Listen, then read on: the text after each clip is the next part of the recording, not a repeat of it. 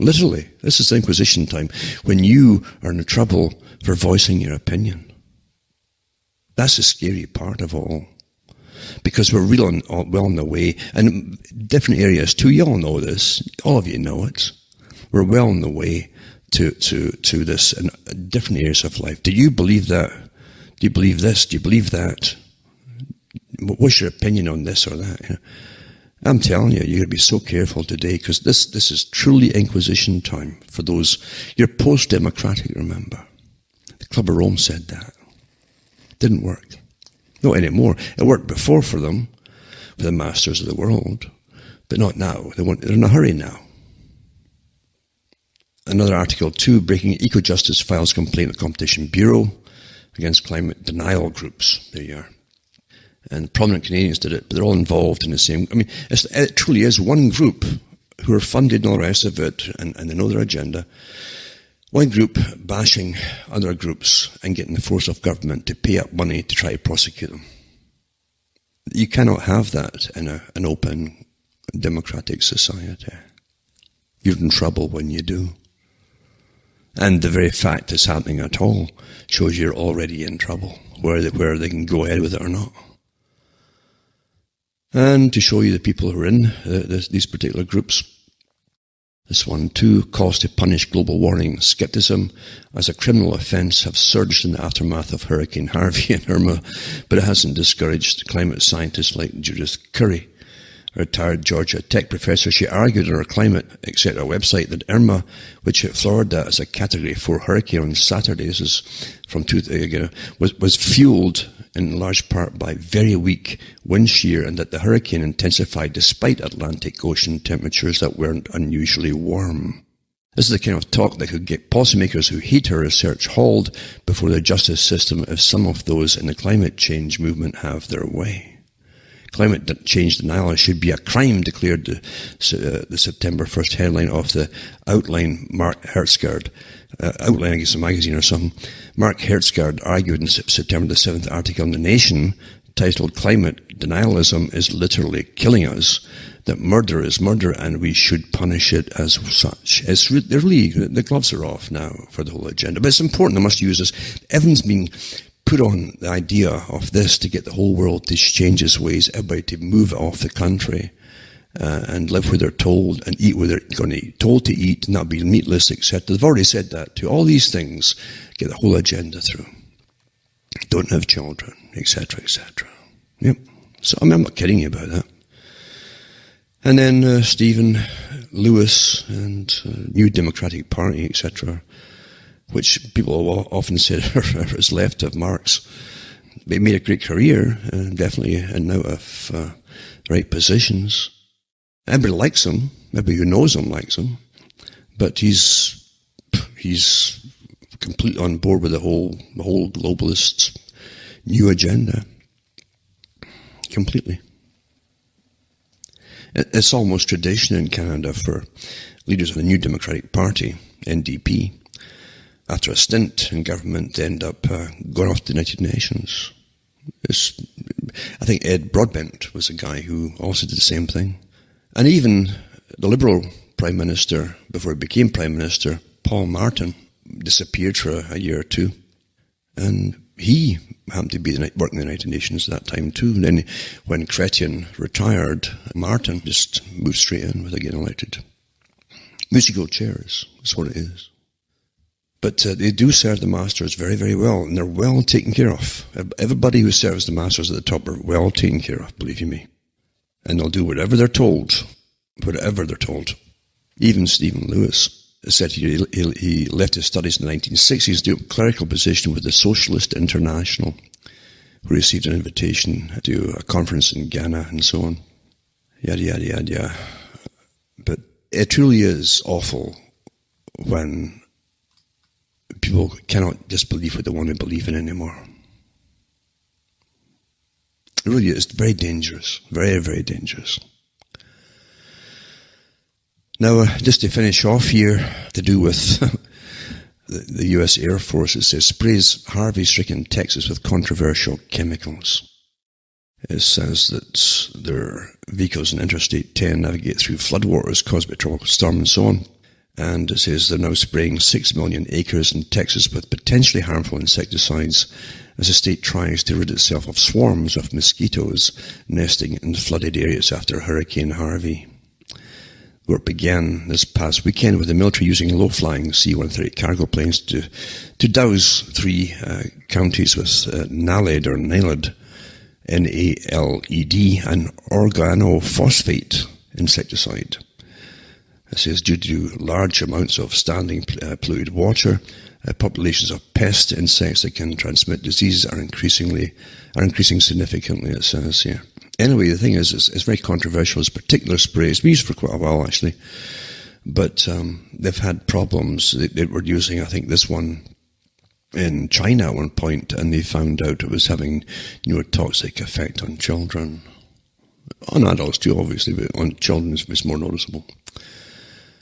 It says NALED, a neurotoxin sold under the brand name of Dibrom, works by killing an enzyme in insects and leads to overstimulating the nervous system, causing nausea, dizziness and confusion and at high exposure, respiratory paralysis and death. So that's what they're spraying the people with and so on. It says it's been widely used in the US since 1950, but it was prohibited for use by the European Union in 2012 over concerns that might affect human health. I see the EU has also caved in on allowing them, through the court system, by the way, the High Court, on a case. That's what they generally do in every country. They're now allowing them to plant their GM corn and all the rest of it too. So that's wide open now. The big boys always get what they want, don't they? The big corporations, the monopolies. And then you have other things that this particular pesticide has done to people and so on. I'll put some links up for those who care to look at it. I think they're even using it in Florida too. And they've done it there before as well. Also, US Air Force is spraying 6 million acres with chemicals in response to Harvey, another article. It's quite interesting, really, all the different things that go on, isn't it? I'll also put up Friends of Science. The Sierra Club, for those who want to know, is because it's actually, I think the other organisation I mentioned tonight was actually part of that at one time before they got their own funding, perhaps. I don't know the whole story. Yeah, I'll put up the Heartland Institute. They're one of the organisations to be put into the fire of the Inquisition. And it's in the States, as I say. And then another fellow who was getting, I don't know if they'd still brand. It's interesting too, under the new Inquisition, if they'll just use little chips in your brain, so you walk into the dock, just like they did almost in how they looked, I should say, in the show trials in the Soviet Union, with the blank expressions and like the zombies, as you would too after lots and lots of torture and no sleep at all. But they won't do the torture with you. In their civilized societies, they'll probably put chips in you and give the right kind of drugs. Maybe if they use chains at all, they'll be plastic. Biodegradable. None of that nasty, heavy metal stuff, that rusts and all that, and you have to get disposed of. No, this stuff will last long enough until you're gone, basically. Biodegradable under the Inquisition.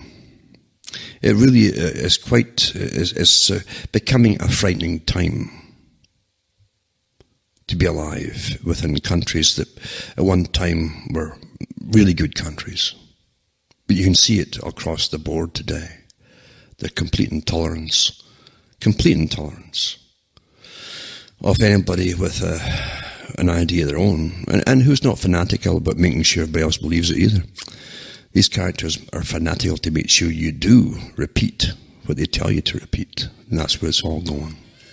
And that's a sad time to be alive, because it's a frightening time. For myself, Alan Watt from Ontario, Canada, it's good night. May your God or your gods go with you.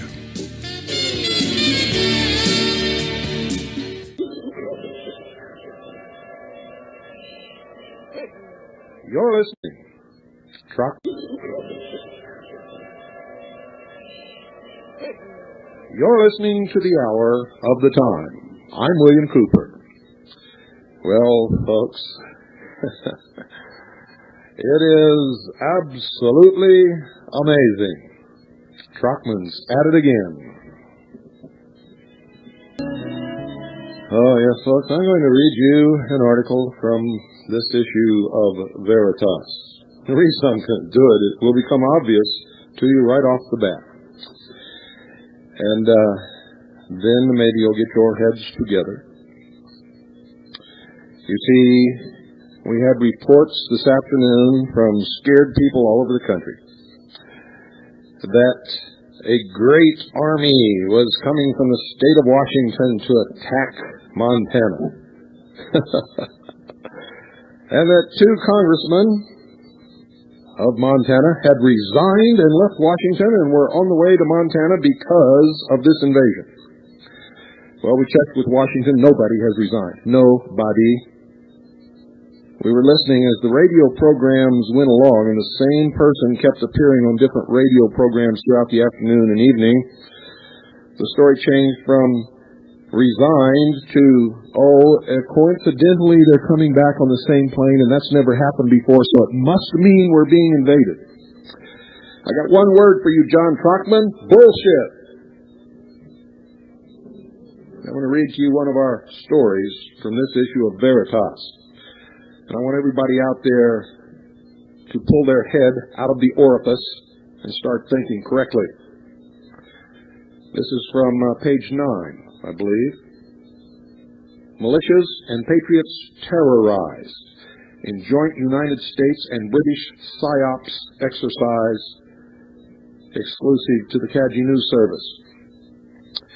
Confuse and decimate, divide and conquer, the core strategy of kings and generals from the beginning of man's manipulation of humankind right up to the present day.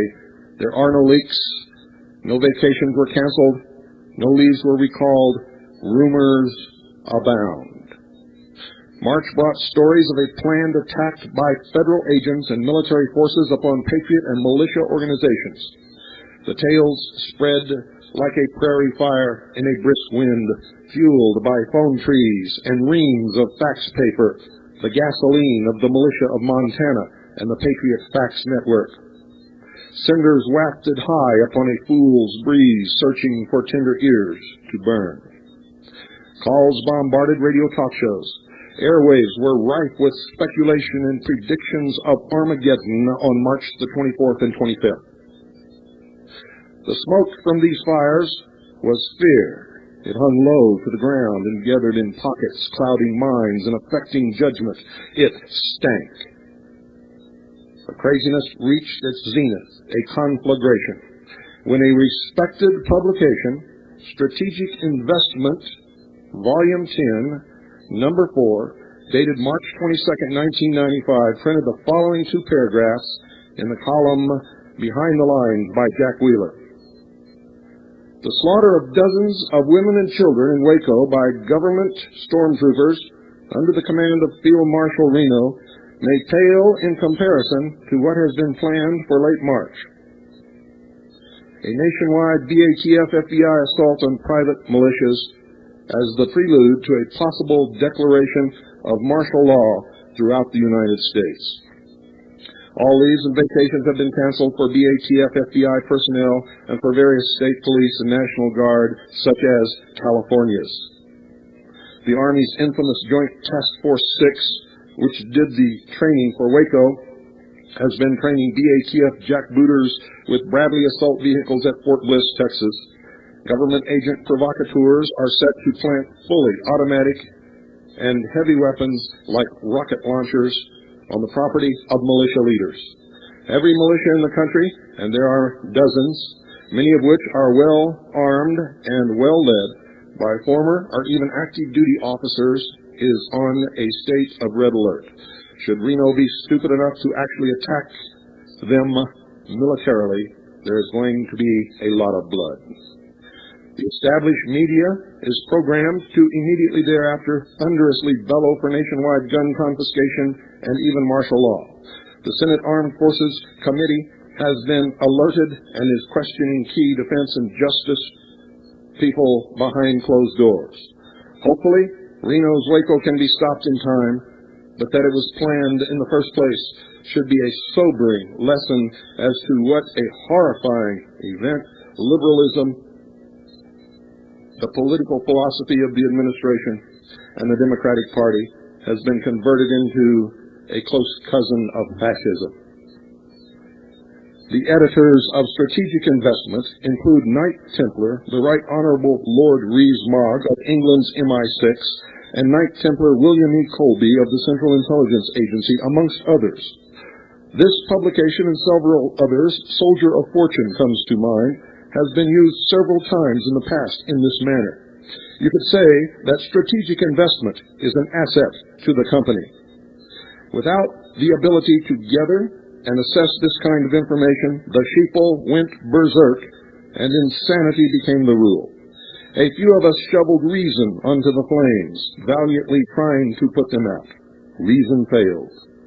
If this is the response of patriots and militia to obvious rumor, and it is, what does it tell us about our leadership? What have we taught the enemy? What can we expect from the militia if we have to fight? How will we respond in the future? As an ex-member of Naval Security and Intelligence, the Office of Naval Intelligence, ONI, the Intelligence Briefing Team of the Commander-in-Chief of the Pacific Fleet, with the Secretary Naval Enlisted Code of Internal Security Specialist 9545, I can assure you that this was a planned psychological warfare exercise produced by several counterintelligence organizations of the United States government in full cooperation with British intelligence. You will remember they worked together to accomplish the Waco Massacre. The primary mission was to create terror in patriots and their families. The secondary mission was to monitor the preparedness and response of patriots and militia to the perceived threat of imminent attack by a superior force. The only militia which reacted properly was the Second Continental Army of the Republic. This was predictable since it is the only militia with a superior intelligence gathering and analysis capability. Analysis revealed the source and purpose of the exercise. The rumors were designed to provoke a readiness response and reveal strategic operational readiness plans of specific militia units. The intelligence service took advantage of this opportunity to assess the response of militia outside the command of the Second Continental Army of the Republic and the counterintelligence and psychological warfare capabilities of the enemy. This analysis was relayed to the command staff, who reviewed the information. The commanding general ordered the Army to stand down and ignore the rumors. The assessment of the intelligence service and the decision of the command staff was relayed to the listeners of the hour of the time. The flames withered and died, but the embers glowed just beneath the ashes, waiting for a splash of gasoline. Some bright morning, I will enter the office, see a pile of fax paper covering the floor, the large black letters, Mom, staring up at me. There will be 20 or 30 messages on the answering machine, and the sheeple will stampede once more, chased by the flames of rumor, fueled by the ringing phones and reams of fax paper, blinded by the smoke of fear. The phones are open, folks. 602-337-2524. That's 602-337-2524. Talk about anything you like. The paper has been put to bed. It goes to press tomorrow.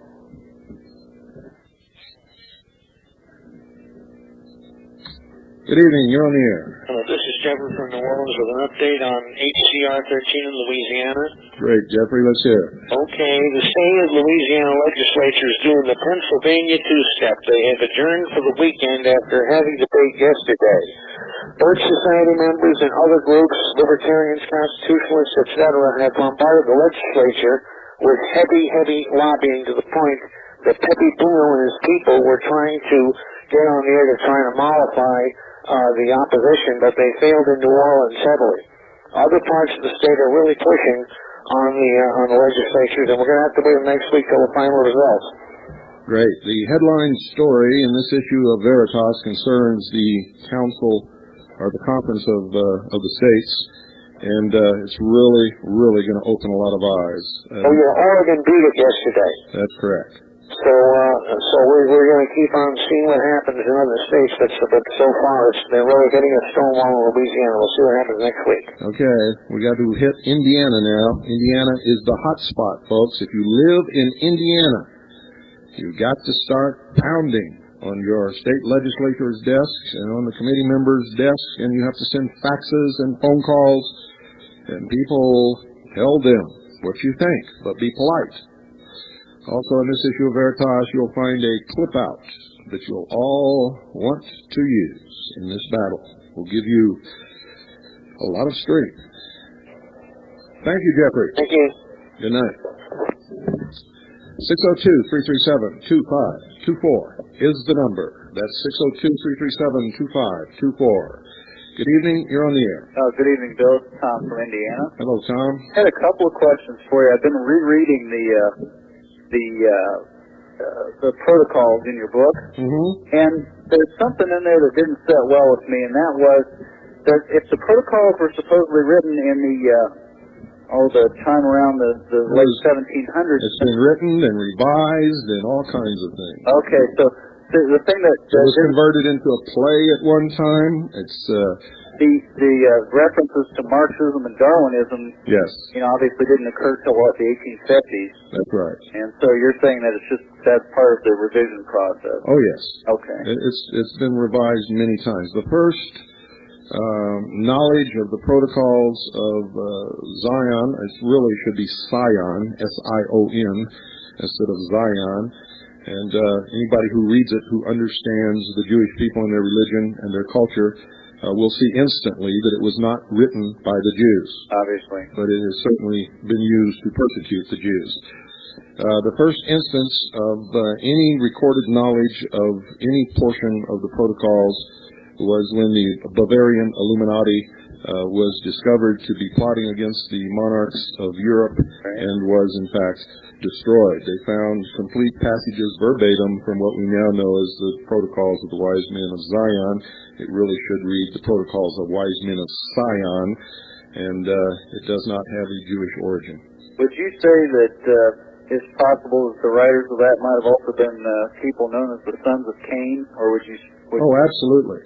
You see, one of the things that's really will strike you when you get into this is that the main battle seems to be a religious one between those who believe in the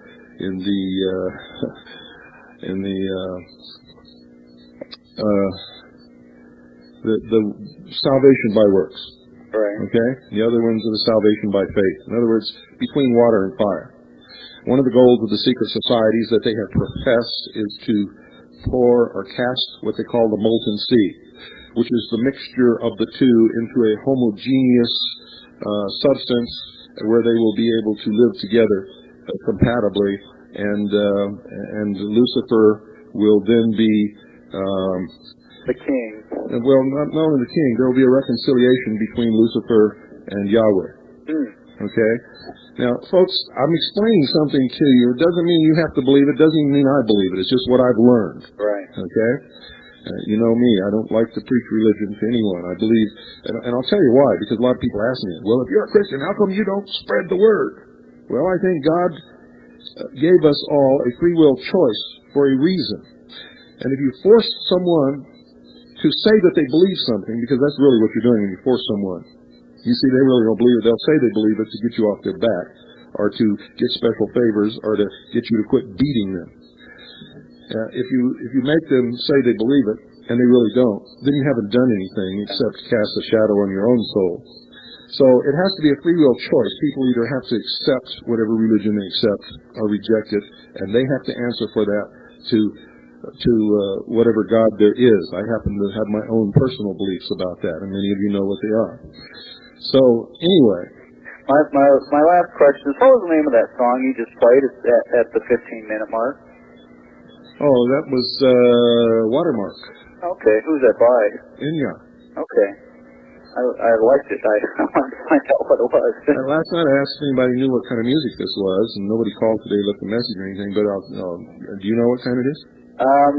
My brother has one of Enya's CDs, but I haven't listened to it. I'm not that familiar with Enya.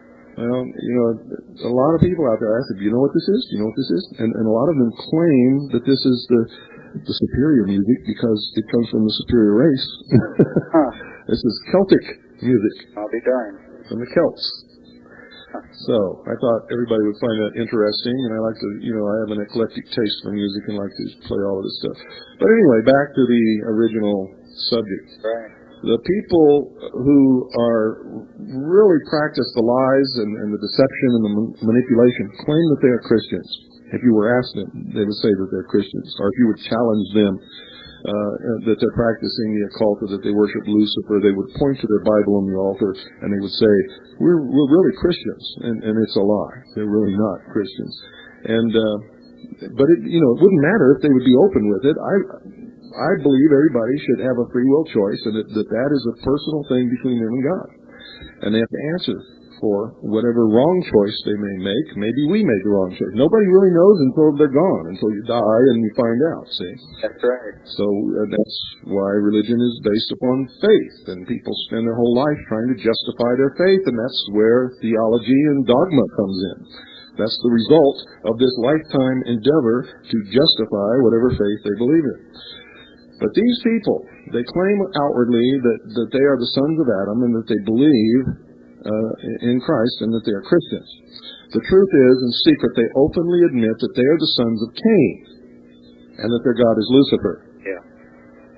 Well, I have never taught to any of them, but reading the protocols and having studied the Bible somewhat, it became obvious to me that that's who was probably doing the writing in those protocols there. Yes, and it would surprise you to find out that it has more of a Christian-based origin than anything else. The thing that was really a tip-off to me was the fact that they do not imbibe alcohol. Yes. And if you look at the 35th chapter of Jeremiah, I don't want to turn it into a Bible study, but there's also reference to that in the Bible. Right. That's correct. And folks, you'll find that Jews do imbibe in alcohol. It's a part of their ceremonial dinners on their holidays and all kinds of stuff. So remember, our enemies practice deceit. Yep. And it's a dreadful deceit. And even the elect shall be swallowed up in this. And if it were possible. Yes. All right, well, it's been a pleasure talking to you, Bill. Thank you for calling. Thank you. And folks, regardless of what I may say religious-wise in here, I'm responding to the questions of the callers. I'm not in any way trying to preach to you or tell you what to believe. I think that we've all seen what that leads to. Just take a look at the history of the Dark Ages. Good evening. You're on the air. Hi. Hi. This is Tim in California. Hi, Tim. Hey, what's going on with the O.J. Simpson trial? I don't know. Why is everybody but O.J. on trial? Why is what? Why is everybody but O.J. on trial? I don't understand what you mean. I'm not kidding. I'm not trying to throw a curveball. I don't watch it. Well, all I gotta say is that everybody that takes the witness stand is on trial. You know, they're the credibility. That's that way in any trial. Yes. Whoever the opposition is has to discredit the witness in order to get the jury to believe whatever their side is, whether it's the prosecution or the defense. It doesn't make any difference. That's the part of the adversarial system, which, by the way, is all screwed up. Yes. You know, why is everybody having to put up with that? You know, I mean, this is a trial. Everybody doesn't have to put up with it. The truth is, everybody loves it, or they wouldn't be watching it 8 hours a day. Well, you know, no, that's a big misconception, because the trial is now on national television. This is supposed to be some type of a trial that everybody in America is supposed to be watching to see. I got news for you. An awful lot of Americans are watching it. Exactly. But not for the reasons that you think. They're watching it because it's the greatest soap opera they ever saw. They don't give a damn about justice. Well, people in America think that is justice, is what they're seeing on American TV right now. You're exactly right. You know, and that's not the way it should be. You know, 200 years ago... You're right about that, too. 200 years ago, our forefathers wrote a constitution. What? Did you say forefathers? You're out of here, bud. You know, if you were going to the university that Donna Shalala was president of, that you would have been suspended for just saying the word forefathers? Okay. Excuse me. No, you can say it all you want on this show. It's food for my ears. I love it. Well, isn't it crazy? Yes, it is. Everything is crazy today. Everything's turned upside down and backwards. Yeah. Wrong is right and right is wrong.